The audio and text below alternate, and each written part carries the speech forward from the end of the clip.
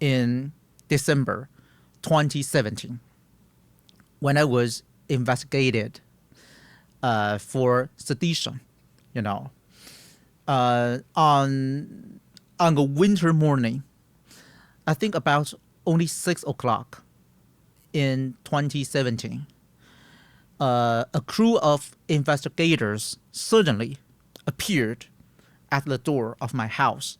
Yeah, about 5 men. And then they asked me to open the door for an investigation into national security.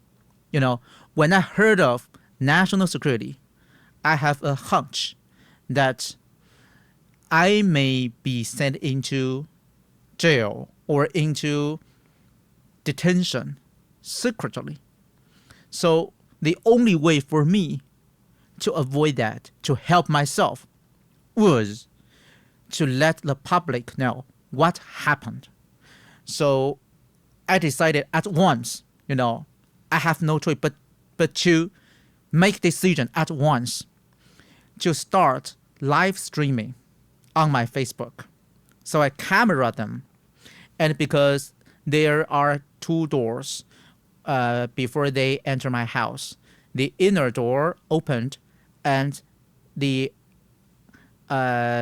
external door with some guardrails. So I could camera them and see them within those rails. So I started to camera them and live streaming on my Facebook. They didn't know at that time. They didn't know that is live streaming.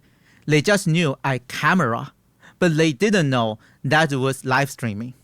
So when after they forced to open the door and just took away my cell phone, what's happening is to be known by the media. So about half an hour later, there were many reporters crowded just downstairs at my house. And when I was forced to be brought by those investigators, they forced me to go with them to investigation stations. And I just knew not only me, but also my parents, my colleagues investigated and raided simultaneously. All of them at once, same day? The same day. Wow. Yeah, at the same time. What was I know they were saying it's sedition, but what happened during those weeks that led them to make their move, like at that point? I think there are some reasons for them. First, they expanded and changed the definition of mainland Chinese spies. In the past time, we would think we would have legal troubles only if we touched those classified intelligence. Yes.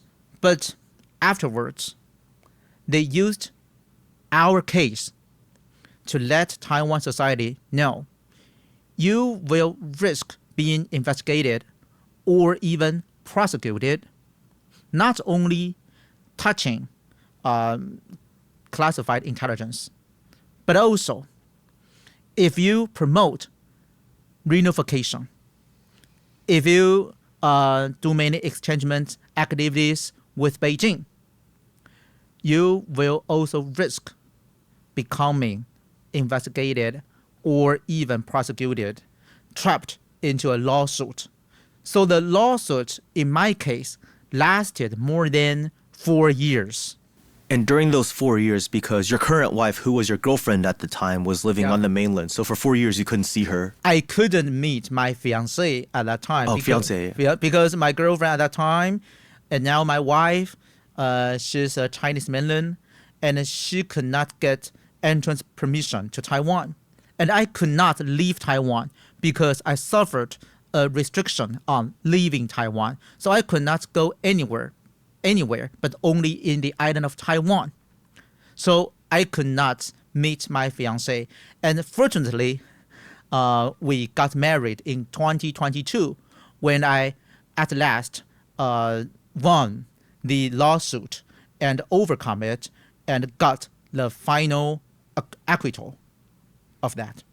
It's a very it's sad you had to go through all that, but I'm very happy that you emerged from that victorious and that your now wife stayed with you all of this time. Yeah. So even I won the lawsuit and I was declared innocent in every instance of trial, I still suffered from restriction on leaving Taiwan.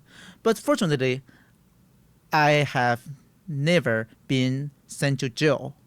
I think just because of live streaming, because I started to live stream at once to let the public know what's happening.